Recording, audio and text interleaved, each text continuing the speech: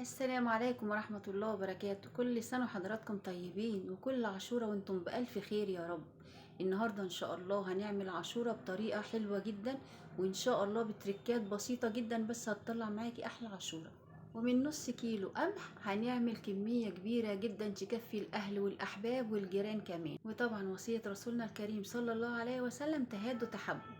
وطبعا المعروف عندنا في التراث بتاعنا المصري ان احنا لازم نهاجي جيراننا من اي حاجة جميلة كده بنعملها، سواء بقى عاشورة، سواء رز بلبن، سواء محشي. الاكلات اللي هي المميزة دي لازم نهاجي منها جيراننا وحبايبنا. وان شاء الله من نص كيلو عاشورة النهاردة هنعمل كمية كبيرة جدا تكفي الاهل والاحباب باذن الله. اول حاجة بقى هنسمي بسم الله الرحمن الرحيم ونصلي على رسولنا الكريم ونشوف هنعمل العاشورة بتاعتنا النهاردة ازاي. انا جبت نص كيلو من قمح البليلة، نقيته كويس جدا وغسلته 3 4 مرات كده. اغسليه ودعكيه بايديكي كويس جدا، وغيري المية واغسليه من اول وجديد.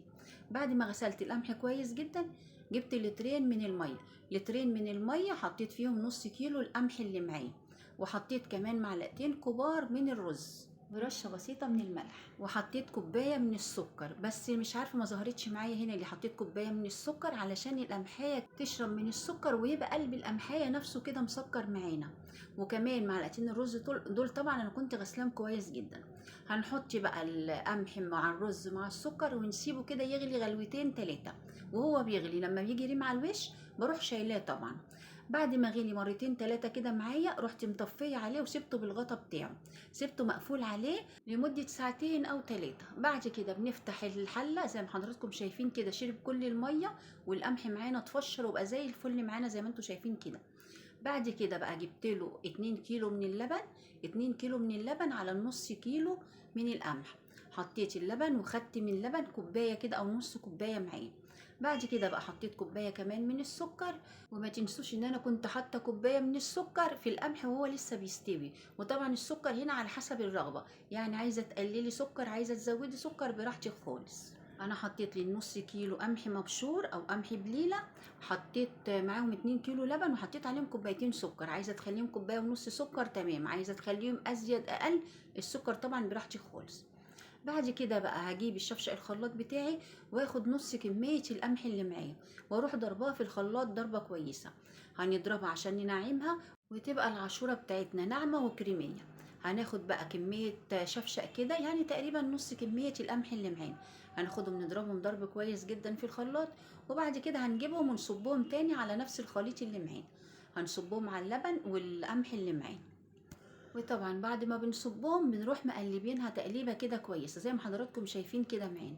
بنقلبها بقى تقليبه كويسه. وطبعا في الحاله دي ما ينفعش نسيب العاشوره ونمشي من جنبها، لان فيها لبن واللبن طبعا ممكن يفور ويتكب من عليها. بعد كده هنجيب بقى كوبايه اللبن اللي كنا شايلينها من الاتنين كيلو لبن اللي معانا. هنحط فيها معلقتين من النشا، معلقتين كده مهرمين من النشا. والنشا هنا ممكن ممكن تستبدليه بكاستر، بيبقى تحفه جدا. بس للاسف انا ما كانش عندي كاستر فعشان كده حطيت نشا. يعني لو جبتي لي باكو كاستر وفضيتيه معاكي هيبقى تحفه جدا ان شاء الله. حطيت بقى مع النشا دي حطيت معاها 4 معالق من الكريم شانتيه. ممكن هنا تستغني عن الكريم شانتيه وكوبايه من كريمه الخفق او كوبايه من القشطه، سواء بقى قشطه وش اللبن او علبه قشطه. اي حاجه هتديكي دسامه كده للعاشوره وهتديكي طعم مميز كده في العاشوره بتاعتك. وطبعا نزلنا بالخليط اللي فيه اللبن. وطبعا اللبن عشان احط فيه نشا او احط فيه كريم شانتيه لازم طبعا يكون بارد.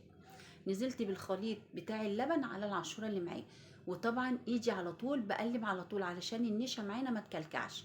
طبعا ننزل فيها تقليب على طول. بعد كده بقى ننزل بقى باربع ظروفة من الفانيليا معانا. الفانيليا دي بنزل بيها بعد ما بكون خلصت خلاص العاشوره بتاعتي واكون طفيت عليها كمان، علشان ريحه الفانيليا تفضل في العاشوره وما تروحش منها. لان انت لو حاطه الفانيليا والعاشوره لسه شغاله عليها النار طبعا ريحه الفانيليا هتروح من السخونيه. لكن انت بعد ما تطفي عليها خالص روحي حاطه ظروفه الفانيليا اللي معاكي او حطي الفانيليا اللي معاكي. وطبعا احنا بنعمل كده سواء في العاشورة او سواء في الرز ابو لبن او سواء في المهلبية، يعني اي حاجة بنعملها على البوتاجاز من فوق بنحط الفانيليا بعد ما بنطفي عليها النار علشان ريحة الفانيليا تفضل فيها وما تروحش منها. وفي الوقت ده بقى يا ريت يكون عندك ربع كيلو من الكنافه تكوني محمراه سواء محمراه على البوتاجاز من فوق او محمراه في الفرن. بتروحي حطاه في قلب البليله بتاعتك كده او في قلب العاشوره معاكي كده، وتروحي مقلباه والعاشوره سخنه. بجد بيبقى تحفه جدا الكنافه مع العاشوره، بتكون تحفه جدا وطعمها خطير. سواء بقى عاشوره او حتى لو بليله بس كده وتحطي فيها كنافه محمره، بتبقى تحفه جدا واخد جمال يعني. وممكن كمان لو شويه كنافه وتزوقي بيهم وش العاشوره اللي معاكي. بصوا بقى يا حبايبي، احنا ملينا كام بولة، وكمان لسه فاضل في الحلة معانا شوية قد ايه من العاشورة بتاعتنا. يعني بسم الله ما شاء الله لا قوة الا بالله. كمية تحفة جدا من نص كيلو قمح بليلة او قمح عاشورة او قمح مبشور. هو بيتباع عند العطار باسم القمح المبشور، بتقولي له عايزه نص كيلو قمح مبشور او قمح عاشور. لو جبتيه طبعا قمح سايب كده لازم تنقيه كويس جدا، لكن لو هتجيبيه قمح مغلف بيبقى عادي بتغسليه عادي، ما فيهوش اي مشكله ولا بتحتاجي ان انت بتنقيه ولا حاجه. احنا بقى دلوقتي عشان التزيين بتاع العاشوره بتاعتنا، انا جبت 5 معالق كده من جوز الهند وحمصتهم على البوتاجاز. طبعا بتحمصيهم من غير سمنه ولا زبده ولا اي ماده دهنيه، انت بتشوحيهم كده وهما بيلونوا معاكي على طول، بس طبعا مع التقليب المستمر. زينتي بيهم العاشوره بتاعتنا. وممكن زي ما قلت لك لو عندك كنافه محمره، ممكن تحطي كنافه محمره على وشها. يعني تزينيها بكنافة محمرة، تزينيها بجوز هند، تزينيها بجوز هند وزبيب او فول سوداني مجروش. يعني طبعا التزيين ده حاجة بترجع لك انت. انا كان عندي بقى شوية لوز كده حطيتهم على الوش مع شوية جوز الهند المحمصين او المشوحين معانا زي ما حضراتكم شايفين كده معانا. طبعا الزبيب بيبقى عليها تحفة جدا، السوداني المجروش برضو بيبقى تحفة جدا. اي تزيين موجود عندك ممكن تزينيها بيه.